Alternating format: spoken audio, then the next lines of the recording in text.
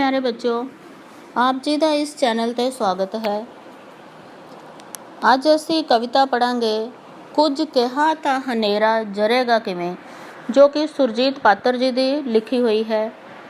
इस विच कवि की कहना चाह रहा है कि जो मैं चाहना हाँ, जो मैं कहना चाहता हाँ, उसनूं मेरा मन जिहड़ा है वो रोक नहीं सकता। लेकिन जे मैं सच्ची गल बोलांगा तो जिहड़ा हनेरा है वो बर्दाश्त नहीं करेगा। इस गज़ल दे शेरां विच कवि ने वर्तमान सियासी हनेरगर्दी ते अन्याय दे युग विच मनुखी बेवसी ते निराशा नूं अंकित किया है। कविता है कुछ कहा तां हनेरा जरेगा किवें, चुप रहा तां क्षमादान की कहणगे।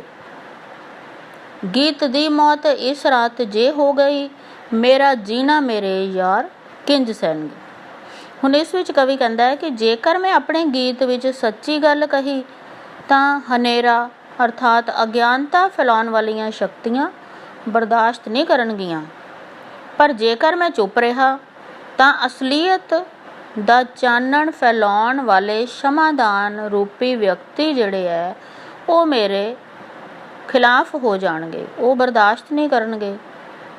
जेकर इस अज्ञानता दे हनेरे दा पसार करन वाली रात विच मेरे गीत दी मौत हो गई अर्थात उसनूं ना गाया गया तां मेरे दोस्त मेरी इस कमज़ोरी नूं सह नहीं सकणगे ते वो मैनूं अपनी आलोचना दा शिकार बना लैणगे। अर्थात मेरे यार बर्दाश्त नहीं करनगे कि मैं कुछ ना बोला।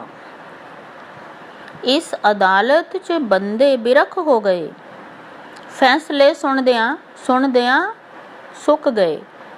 आखो इन्हां नूं उजड़े घरी जाण, हुण ये कदों तक इत्थे खड़े रहणगे। हुण इस विच कवि कहंदा है बच्चों कि मेरे देश दे विच सियासी लोग जिहड़े है उन्हां दियां खुदगर्जियां दे कारण न्याय नहीं हो रहा। अदालतां विच लोग झगड़े लैके ਜਾਂਦੇ ਹਨ, लेकिन लमकाई ਜਾਂਦੇ ਹਨ। अदालत ਦੇ ਵਿੱਚ ਉਹਨਾਂ ਨੂੰ ਨਿਆਂ नहीं मिलता। इस अदालत 'ਚ ਬੰਦੇ ਬਿਰਖ ਹੋ ਗਏ, ਬੰਦੇ ਜਿਹੜੇ ਉਹ ਬਿਰਖ ਬਣ ਗਏ ਹੈ, ਜੜ ਅਵਸਥਾ ਵਿੱਚ ਆ ਗਏ ਹੈ। ਫੈਸਲੇ ਸੁਣਦਿਆਂ ਉਹ ਸੁੱਕ ਗਏ। ਇਹਨਾਂ ਨੂੰ ਆਖੋ ਕਿ ਆਪਣੇ ਘਰਾਂ ਨੂੰ ਜਾਣ, ਕਦੋਂ ਤੱਕ ਇੱਥੇ ਖੜੇ ਰਹਿਣਗੇ, ਕਿਉਂਕਿ ਇਹਨਾਂ ਨੂੰ ਇੱਥੇ ਖੜੇ ਰਹਿਣ ਦਾ ਕੋਈ ਫਾਇਦਾ ਨਹੀਂ ਹੋਣਾ, ਨਾ ਹੀ ਇਹਨਾਂ ਨੂੰ ਕੋਈ ਇਨਸਾਫ ਮਿਲਣਾ ਹੈ। यार मेरे जो इस आस ते मर गए कि मैं उन्हां दे दुखां दा बनावांगा गीत, जे मैं चुप ही रहा, जे मैं कुछ ना कहा, बन के रूहां सदा भटकदे रहणगे। कवि कहंदा है कि मेरे दोस्त जिहड़े इस आस उत्ते जबर दा शिकार हो के मर गए हन, उन्हां नूं इह आस सी कि मैं उन्हां दे दुखां दे उत्ते कोई गीत लिखांगा ते दुनिया नूं सुनावांगा। पर जे मैं अज चुप रहा, जे मैं अज कुछ ना कहा, तां उन्हां दियां रूहां जिहड़ियां है वो भटकदियां रहणगियां, उन्हां दी गति नहीं होवेगी। इसलिए मैनूं सच्चाई बोलनी ही पएगी। जो विदेशां च रुलदे ने रोजी लई, वो जदों देश परतणगे अपने कदी, कुछ ਤਾਂ ਸੇਕਣਗੇ ਮਾਂ ਦੇ ਸਿਵੇ ਦੀ ਅਗਨ, ਬਾਕੀ ਕਬਰਾਂ ਦੇ ਰੁੱਖ ਹੇਠ ਜਾ ਬਹਿਣਗੇ। ਹੁਣ ਇਸ ਵਿੱਚ ਬੱਚਿਓ ਉਹਨਾਂ ਨੇ ਉਸ ਬੇਵਸੀ ਦੇ ਬਾਰੇ ਦੱਸਿਆ ਹੈ ਜਿਹੜੇ ਲੋਕ ਬਾਹਰ ਗਏ ਹਨ। ਜਦੋਂ ਉਹ ਕਈ ਸਾਲਾਂ ਬਾਅਦ ਵਾਪਸ ਮੁੜਦੇ ਆ ਤੇ ਉਹਨਾਂ ਨੂੰ ਕੀ ਨਜ਼ਾਰਾ ਦਿਖਦਾ ਹੈ। ਜੋ ਵਿਦੇਸ਼ਾਂ 'ਚ ਰੁਲਦੇ ਨੇ ਰੋਜ਼ੀ ਲਈ, ਵਿਦੇਸ਼ਾਂ 'ਚ ਜਾ ਕੇ ਰੋਜ਼ੀ ਰੋਟੀ ਕਮਾਉਣ ਲਈ ਰੁਲਦੇ ਹਨ, ਉਹ ਜਦੋਂ ਆਪਣੇ ਦੇਸ਼ ਪਰਤਣਗੇ ਕਦੇ ਤਾਂ ਕੁਝ ਜਿਹੜੇ ਹੈ ਉਹ ਤਾਂ ਸੇਕਣਗੇ ਮਾਂ ਦੇ ਸਿਵੇ ਦੀ ਅਗਨ, ਉਹਨਾਂ ਦੀ ਮਾਂ ਜਿਹੜੀ ਹੈ ਉਹ ਖਤਮ ਹੋ ਚੁੱਕੀ ਹੋਏਗੀ, ਜਾਂ ਉਹ ਆਉਣਗੇ ਹੀ ਉਦੋਂ ਜਦੋਂ ਉਹਨਾਂ ਦੀ ਮਾਂ ਦਾ ਸਿਵਾ ਜਲ ਰਿਹਾ ਹੋਏਗਾ। ਬਾਕੀ ਕਬਰਾਂ ਦੇ ਰੁੱਖ ਹੇਠ ਜਾ ਬਹਿਣਗੇ, ਅਤੇ ਜਿਹੜੇ ਉਸ ਵੇਲੇ ਵੀ ਨਾ ਆਏ ਉਹ ਕਬਰਾਂ ਦੇ ਉੱਤੇ ਜਾ ਕੇ ਰੁੱਖਾਂ ਦੇ ਹੇਠ ਬਹਿ ਕੇ ਉਹਨਾਂ ਨੂੰ ਯਾਦ ਕਰਨਗੇ। ਕੀ ਇਹ ਇਨਸਾਫ ਹਉਮੈ ਦੇ ਪੁੱਤ ਕਰਨਗੇ, ਕੀ ਇਹ ਖਾਮੋਸ਼ ਪੱਥਰ ਦੇ ਬੁੱਤ ਕਰਨਗੇ। ਜੋ ਸਲੀਬਾਂ ਤੇ ਟੰਗੇ ਨੇ ਲੱਥਣੇ ਨਹੀਂ। ਰਾਜ ਬਦਲਣਗੇ ਸੂਰਜ ਚੜ੍ਹਨ ਲੈਣਗੇ।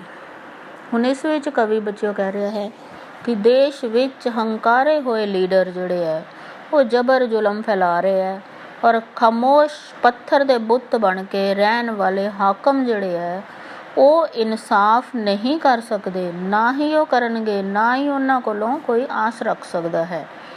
ਇਹਨਾਂ ਦੀਆਂ ਸਿਆਸੀ ਚਾਲਾਂ ਜਿਹੜੀਆਂ ਹੈ ਉਹ ਫਾਂਸੀ ਉੱਪਰ ਟੰਗੇ ਜਾਣ ਵਾਲਿਆਂ ਨੂੰ ਕੋਈ ਨਹੀਂ ਬਚਾ ਸਕਦੀਆਂ, ਕਿਉਂਕਿ ਇਹ ਸਭ ਕੁਝ ਸੋਚ ਸਮਝ ਕੇ ਕੀਤਾ ਜਾ ਰਿਹਾ ਹੈ। ਇੱਥੇ ਇਨਸਾਨ ਨਹੀਂ ਮਿਲੇਗਾ। ਇਨਸਾਨ ਜੋ ਸਲੀਬਾਂ ਤੇ ਟੰਗੇ ਨੇ ਲੱਥਣੇ ਨਹੀਂ। ਸਲੀਬਾਂ ਤੇ ਸੂਲੀ ਤੇ ਜਿਹੜੇ ਟੰਗ ਦਿੱਤੇ ਉਹ ਲੱਥਣੇ ਨਹੀਂ ਹੈ। ਰਾਜ ਬਦਲ ਜਾਣਗੇ, ਸੂਰਜ ਵੀ ਚੜ੍ਹਨਗੇ ਤੇ ਲੈਣਗੇ, ਪਰ ਇਨਸਾਨ ਨੂੰ ਕੀ ਨਹੀਂ ਮਿਲੇਗਾ? ਇਨਸਾਫ ਨਹੀਂ ਮਿਲੇਗਾ। ਆਖਰ ਸੂਰਜ ਦੇ ਚੜ੍ਹਨ ਲੈਣ ਵਾਂਗ ਹੀ ਰਾਜ ਪਲਟੇ ਅਵਸ਼ ਹੀ ਆਈ ਜਾਣਗੇ। ਇਹ ਜੋ ਰੰਗਾਂ 'ਚ ਚਿੱਤਰੇ ਨੇ ਖੁਰ ਜਾਣਗੇ, ਇਹ ਜੋ ਮਰਮਰ 'ਚ ਉਕਰੇ ਨੇ ਮਿਟ ਜਾਣਗੇ। ਬਲਦੇ ਹੱਥਾਂ ਨੇ ਜਿਹੜੇ ਹਵਾ ਵਿੱਚ ਲਿਖੇ ਹਰਫ ਉਹੀ ਹਮੇਸ਼ਾ ਲਿਖੇ ਰਹਿਣਗੇ। ਹੁਣ ਕਵੀ ਕਹਿ ਰਿਹਾ ਹੈ ਕਿ ਵਰਤਮਾਨ ਪ੍ਰਬੰਧ ਐਸਾ ਹੈ ਕਿ ਨਾਵਾਂ ਦੇ ਰੰਗਦਾਰ ਚਿੱਤਰ ਕੇ ਉਲੀਕੇ ਹੋਏ ਜਿਹੜੇ ਹੈ ਉਹ ਅੱਖਰ ਮਿਟ ਜਾਣਗੇ। ਇਹਨਾਂ ਦੁਆਰਾ ਸੰਗਮਰਮਰ ਦੇ ਉੱਤੇ ਵੀ ਜਿਹੜੇ ਨਾਮ ਪੱਥਰ ਤੇ ਲਿਖੇ ਗਏ ਹੈ ਉਹ ਵੀ ਮਿਟ ਜਾਣਗੇ, ਉਹ ਨਹੀਂ ਰਹਿਣਗੇ। ਪਰ ਲੋਕ ਜਿਹੜੇ ਹੈ, ਲੋਕ ਆਗੂਆਂ ਨੇ ਜਿਹੜੇ ਲੋਕਾਂ ਦੀ ਅਗਵਾਈ ਕਰਦਿਆਂ ਸ਼ਬਦ ਹਵਾ ਵਿੱਚ ਲਿਖ ਦਿੱਤੇ ਹੈ ਉਹ ਸਦਾ ਕਾਇਮ ਰਹਿਣਗੇ। ਉਹ ਉਹਨਾਂ ਦੇ ਮਨ ਦੇ ਉੱਤੇ ਉਕਰੇ ਜਾਣਗੇ। ਅਰਥਾਤ ਆਪਣੇ ਲੋਕ ਹਿਤਕਾਰੀ ਕੰਮਾਂ ਕਰਕੇ ਹੀ ਲੋਕ ਜਿਹੜੇ ਆ ਉਹ ਸਦਾ ਅਮਰ ਰਹਿਣਗੇ, ਪੱਥਰਾਂ ਤੇ ਨਾਮ ਲਿਖਾ ਕੇ ਨਹੀਂ। ਇਹ ਵੀ ਸ਼ਾਇਦ ਮੇਰਾ ਵਹਿਮ ਹੈ। ਕੋਈ ਦੀਵਾ ਜਗੇਗਾ ਮੇਰੀ ਕਬਰ ਤੇ, ਜੇ ਹਵਾ ਇਹ ਰਹੀ ਕਬਰਾਂ ਉੱਤੇ ਤਾਂ ਕਿ ਸਭ ਘਰਾਂ 'ਚ ਵੀ ਦੀਵੇ ਬੁਝੇ ਰਹਿਣਗੇ। ਹੁਣ ਇਸ 'ਚ ਕਵੀ ਕੀ ਕਹਿ ਰਿਹਾ ਕਿ ਮੇਰਾ ਇੱਕ ਵਹਿਮ ਹੈ ਕਿ ਮੇਰੇ ਮਰਨ ਤੋਂ ਬਾਅਦ ਰਾਜ ਪਲਟਾ ਆਉਣਗੇ, ਮੇਰੀ ਕਬਰ ਉੱਤੇ ਵੀ ਦੀਵਾ ਜਗੇਗਾ, ਅਰਥਾਤ ਮੇਰੇ ਵਿਚਾਰਾਂ ਦੀ ਕੋਈ ਮਾਨਤਾ ਹੋਵੇਗੀ। ਜੇਕਰ ਕਬਰਾਂ ਉੱਪਰ ਇਹੋ ਜਿਹੀ ਹਵਾ ਚੱਲਦੀ ਰਹੀ ਤਾਂ ਕੀ ਹੋਏਗਾ? ਜ਼ਬਰ ਜ਼ੁਲਮ ਦੇ ਅਨਿਆਂ ਇਸੇ ਤਰ੍ਹਾਂ ਹੀ ਕਾਇਮ ਰਹਿਣਗੇ। ਤਾਂ ਮੈਨੂੰ ਡਰ ਹੈ ਕਿ ਕਬਰਾਂ ਦੇ ਉੱਤੇ ਤਾਂ ਕੋਈ ਦੀਵਾ ਕੀ ਜਗਣਾ ਹੈ, ਘਰਾਂ ਦੇ ਵਿੱਚ ਦੀਵੇ ਜਿਹੜੇ ਜਗਦੇ ਆ ਉਹ ਵੀ ਨਹੀਂ ਰਹਿਣਗੇ। ਹੁਣ ਇਸ ਦੇ ਵਿੱਚ ਬੱਚਿਓ ਕੇਂਦਰੀ ਭਾਵ ਦੇ ਵਿੱਚ ਤੁਸੀਂ ਕੀ ਲਿਖਣਾ ਹੈ ਕਿ ਕੁਝ ਕਿਹਾ ਤਾਂ ਹਨੇਰਾ ਜ਼ਰੇਗਾ ਕਿਵੇਂ, ਕਵਿਤਾ ਸੁਰਜੀਤ ਪਾਤਰ ਜੀ ਦੀ ਲਿਖੀ ਹੋਈ ਹੈ। ਇਸ ਵਿੱਚ ਸਾਡੇ ਦੇਸ਼ ਵਿੱਚ ਵਰਤਮਾਨ ਸਿਆਸੀ ਹਨੇਰਗਰਦੀ ਤੇ ਅਨਿਆਂ ਭਰੇ ਵਾਤਾਵਰਨ ਵਿੱਚ ਆਮ ਮਨੁੱਖ ਦੀ ਹਾਲਤ ਤੇ ਬੇਵਸੀ ਕੀ ਹੈ, ਨਿਰਾਸ਼ਾ ਭਰੀ ਜ਼ਿੰਦਗੀ ਕੀ ਹੈ, ਇਸ ਦਾ ਜ਼ਿਕਰ ਉਹਨਾਂ ਨੇ ਇਸ ਕਵਿਤਾ ਵਿੱਚ ਕੀਤਾ ਹੈ। ਧੰਨਵਾਦ ਬੱਚੇ।